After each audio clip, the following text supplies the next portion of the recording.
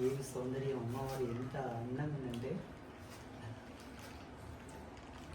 Okay, శ్రీమాత్రే నమః, శ్రీ గురుభ్యో నమః. ఈరోజు మైసూర్ చాముండేశ్వరి అమ్మ పాదాల దగ్గరకు వచ్చాము. జగన్మాత యొక్క లీలా విశేషము. భారతదేశమంతా మేము శిల్పుల కోసం అన్వేషిస్తే ఏ ప్రదేశంలో కూడా మాకు అమ్మవారు అనుగ్రహించలేదు. ఆ జగదంబ యొక్క పాదాల దగ్గర ఆ చాముండేశ్వరి మాత శక్తిపీఠం వెలిసినటువంటి ఈ మైసూరు నగరం నందు మా శిల్పాచార్యులు రాజేంద్రాచార్యులు వారు కూడా బ్రహ్మచర్యంలోనే ఉన్నారు, ఇంకా వివాహం కాలేదు. నా బిడ్డ ఇక్కడ ఉన్నాడు నా పాదాల దగ్గర, వారి చేతుల మీదగానే నేను రూపుదిద్దుకునేది ఉందని చెప్పి అమ్మవారు చెబితే తిరిగి ఇక్కడ వచ్చాము.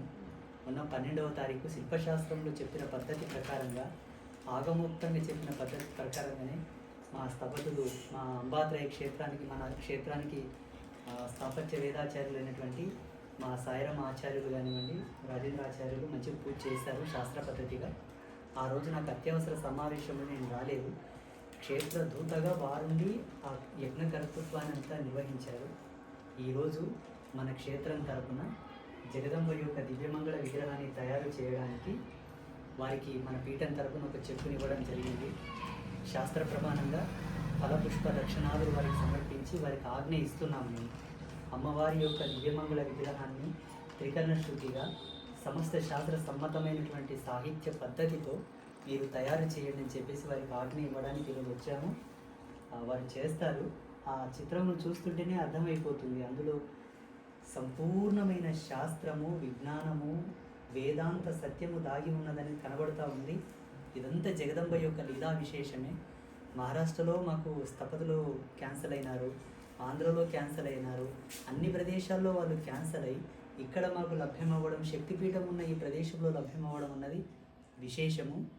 నేను 2008, 9, 10, 11 సంవత్సరాలలో నిత్యం చండీ నవారణ మంత్రాన్ని, దేవీ మూల మంత్రాన్ని అనుష్ఠిస్తూ ఉన్నాను. కాబట్టి ఆ చండీ సప్తశతి యొక్క అనువాదంలోనే ఈ త్రిమాతలు ఉన్నారు. మనకు దుర్గా సప్తశతిలో త్రిమాత సంయుక్తమైన ధ్యాన శ్లోకం కూడా ఉన్నది. ఆ శ్లోకార్థాన్ని శాస్త్ర సాహిత్యంలో ఉండేటటువంటి త్రిమాతల యొక్క ఆ పద్ధతిని అనుసరించి వారు మొత్తం చేశారు. కాబట్టి ఇదంతా భగవతి యొక్క సంకల్పం, అమ్మవారి యొక్క ఆదేశం, ఇదంతా మన యొక్క సుకృతం. ఆ తల్లిని దర్శించే వారి యొక్క అదృష్టం. రేపు ఆలయం నిర్మాణం అయిన తర్వాత అంబాత్రయ క్షేత్రంలో ఉండేటటువంటి 52 రకాల మృత్తికామయ మూర్తితో పాటు ఈ తల్లి కూడా అక్కడ విరాజమానురాలై మనందరినీ ఆశీర్వదించబోతుంది. అందుకే ఈ అమ్మవారిని తయారు చేయిస్తున్నాము. అందరికీ శ్రీమాత యొక్క ఆశీస్సులు. శుభం భవతు, శుభం భవతు.